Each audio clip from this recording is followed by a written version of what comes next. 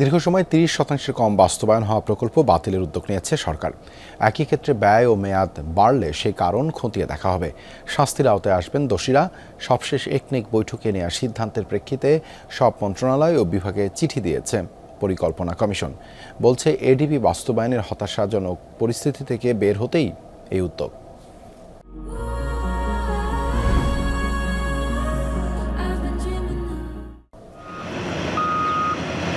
গত দেড় দশকে প্রকল্প বলতে মূলত অবকাঠামো বুঝেছে বাংলাদেশ। এর মধ্যে বরাদ্দ পাওয়া নিয়মিত প্রকল্পের দাপট বেশি। এর বাইরে এডিপি বইয়ের সবুজ পাতায় থাকে বরাদ্দহীন প্রকল্প। দেশি বা বিদেশি উৎস থেকে অর্থ মিললে মূলত এসব বাস্তবায়ন হয়। আবার অনেক প্রকল্প নামকাওয়াস্তে বরাদ্দ নিয়ে তালিকায় ঝুলে থাকে বছরের পর বছর।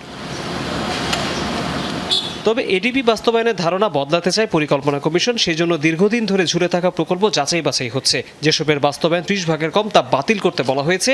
এর বাইরে অতিরিক্ত ব্যয় ও অনিয়ম তদন্ত করে ব্যবস্থা, ড্যাশবোর্ড ভিত্তিক মনিটরিং ও যোগ্য প্রকল্প পরিচালক নিয়োগের নির্দেশ দেওয়া হয়েছে বিভিন্ন মন্ত্রণালয় ও বিভাগকে। ইতিমধ্যে মাননীয় প্রধানমন্ত্রী একনাকে 3-4টা প্রজেক্টের উপর একটা তদন্তের নির্দেশ দিয়েছেন, যেগুলো নো কস্ট এক্সটেনশন হচ্ছে গত 4-5 বছর যাবত। একটা প্রজেক্ট কস্ট হবে না অথচ 4-5 বছর যাবত এক্সটেনশন হবে, এটা তো হতে পারে না। নিশ্চয়ই এখানে কোনো গাফলা আছে। তো এই জাতীয় জিনিসগুলোর উপরে জোর দেওয়া হচ্ছে। আমরা এই ফ্রেমওয়ার্কের মধ্যে 5 ইয়ার স্ট্র্যাটেজিক ফ্রেমওয়ার্কের মধ্যে একটা প্রোগ্রামেটিক অ্যাপ্রোচের কথা বলছি। সেখানে প্রোগ্রামিং ডিভিশন, আইএমইডি এবং প্ল্যানিং কমিশনকে আরও শক্তিশালী করা এবং তাদের ভূমিকাকে আরও জোরদার করার কথা বলা হচ্ছে।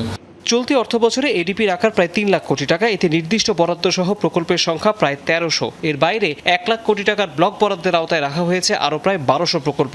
এর মধ্যে বিদেশি অর্থায়নের সম্ভাব্যতা যাচাই হবে 179টির।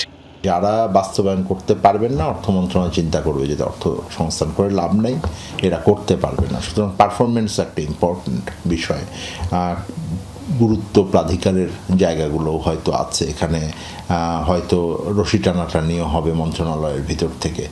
কিন্তু আমাদের জন্য এইটাও তো মানতে হবে, পলিটিক্যাল রিয়ালিটিটা আছে যে নতুন সরকার নতুন এডিপি নিচ্ছেন, তাদের যেই উন্নয়ন ভীষণ নির্বাচন প্রতিশ্রুতি তারা দিয়েছেন সেটাকে বাস্তবায়ন করতে হলে তারা তাদের মতো এডিপি সাজাতে চাবেন।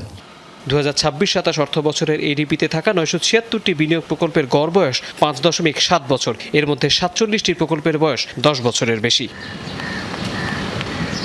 তৌহিদ হোসেন, যমুনা নিউজ, ঢাকা।